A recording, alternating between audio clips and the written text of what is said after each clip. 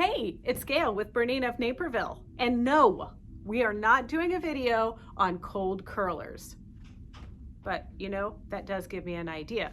So these are tubes. So we're gonna make a third tube. So we have red, green, and white, and then we're gonna make a really festive wreath for the holidays, because there's nothing like wait until the last minute to put a wreath on your door or whatever, right? So you're only gonna need to bring about 2 skills to this: a little bit of hand sewing, braiding, and then your serger's gonna do the rest. Let's get started. Okay, so the things that you're gonna need about a ½ yard of fabric. And you know, obviously if you're making something for the holidays, something festive, you can go with green and red or a blue theme or something like that. And then I'm using the 10-inch ring here. I got this at a craft supply store, and this is, you know, something that, you know, I'm just gonna fix it to make it a wreath. You're also gonna need pretty long sewing needle. I am going to use this to sew my pieces together at the end, but I also used it to sew, and you'll see in the video, I use my little elastic inserter. This is a Nifty Notions item. We have these available on our website, but I used this to sew to our 1-inch piping here so that I can pull that through the casing after I've turned my tube. And then finally, we'll need a rotary cutter mat, ruler, and rotary cutter. I think that's everything. You know what? If it's not everything, I'll tell you mid-video. All right, I'm gonna show you a pretty easy way to cut bias. Now remember, we're gonna cut 4 inches for our wreath, and you might notice that this isn't exactly Christmassy material. Well, I need to cut this into some bias strips for another project, so I'm going ahead and using this one as well. So we're gonna take our material and we're gonna open it up so it's one single layer, and then we're gonna fold this over, just like this. And then we're going to fold it again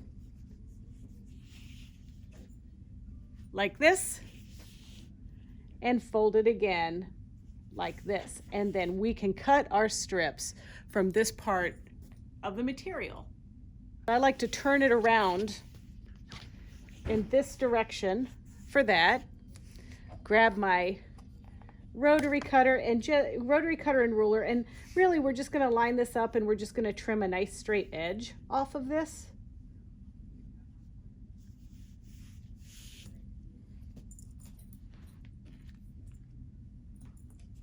And then I'm just going to do a little sliver, and then you're going to cut the width of your bias, whatever you need. Now we're going to cut a 4-inch strip, just like this. And then I am going to have to sew. There's 2 strips that we've cut with this, so I'm going to sew them together because we need about 60 to 72 inches to make our wreath. So I'm going to go ahead and take this piece, and we're going to join them together just like this, and stitch, and then press that seam open. And you can go ahead and use like 1/4 inch or something like that. After you've cut your 4-inch bias strips, and after you have threaded your machine. Now I do have the Wonderfill Soft Lock in the blue path. I have the machine set for a rolled hem, which means I've removed the left needle and I'm only using the right needle. I have the rolled hem lever engaged. I have the stitch at about 1.25, or right on that R indicator on our stitch length dial, and my differential feed is at the neutral position. In addition, of course, the tension discs are at 4 for the green path, 3 for the upper looper or the blue path, and 7 for the lower looper, which is the red path. So now the hardest part of this project, where it's not really even hard, it's just time consuming, is taking this thread and making our chain. So what I'm doing is I'm stitching on no fabric, and I'm literally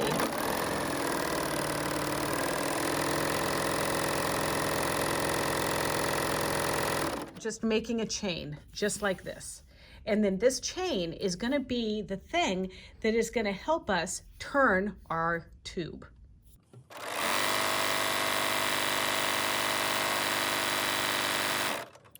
Our tube is about 72 inches, maybe just under, maybe about 60 inches, something like that. So it's that long. So that means that this chain is gonna need to be that length as well, or longer. Okay, so once you've made your cording, you're gonna take the tube and you're gonna fold it right sides together and put that chain right in the middle there. Now, normally I would match my thread, but I wanted to do a cream so that you could see it a little bit easier as we do this demonstration. And now this is cut like you saw us use our fancy bias ruler. This is cut at 4 inches. So we're gonna just trim off what I would call whiskers off of this rather than cut a lot of, you know, pieces off of here. So I'm just gonna feed this through until I get to the very end. And you saw the finished tubes, but we're first gonna make this chunky tube, turn it inside out, and then we're gonna insert our little snake piping.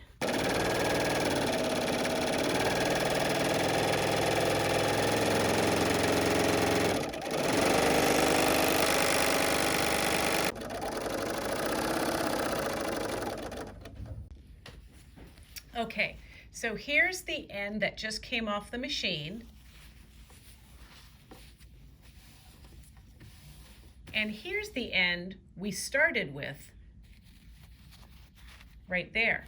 So you can already see how it kind of wants to turn in on itself like that. So I'm gonna go ahead and start gathering up this tube. Be able to see what's happening there. Right at the end there, if I pull gently, it starts to turn in on itself. So I just am gonna pull this string or this chain that's been created at the bottom, and I gently gather. So don't do a ton of gathering or else it's gonna be too tight and it's not gonna wanna do anything. So I'm holding this together with my hand and letting that turn in on itself, and eventually this whole thing will turn into a little worm. Well, not a real worm, like a fake worm, like a toy worm. So you can see here, that's about the amount of gathering that I've done. And now just grab it, pull, gather, pull a little, and just easy peasy. Now that our tube has been turned, we are going to insert the cording. Now the cording is going to be cut the same length as this tube, and we're going to pull it right through. I know it might seem weird, but I sewed this piece on here to shove this through my tube. I could also use a pickle picker, but I couldn't find a pickle picker. I don't know if people pick pickles anymore. You don't need to answer that question, by the way. All right, so I'm gonna insert my little piece here through my tube, just shove everything there through this. And we're gonna, it's this like making sausage. It's high in fiber. Sausage is high in fiber, no meat products used. Okay. Here we go. Gonna hold it, pull that little cover down. Look at that. Look at that. It's happening.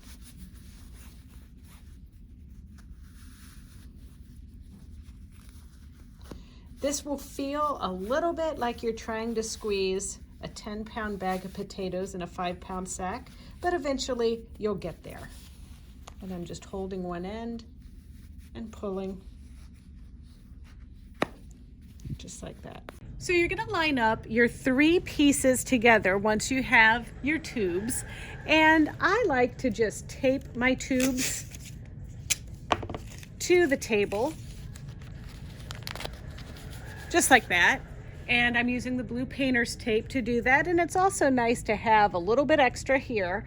So now you're just gonna braid, and we're gonna go over.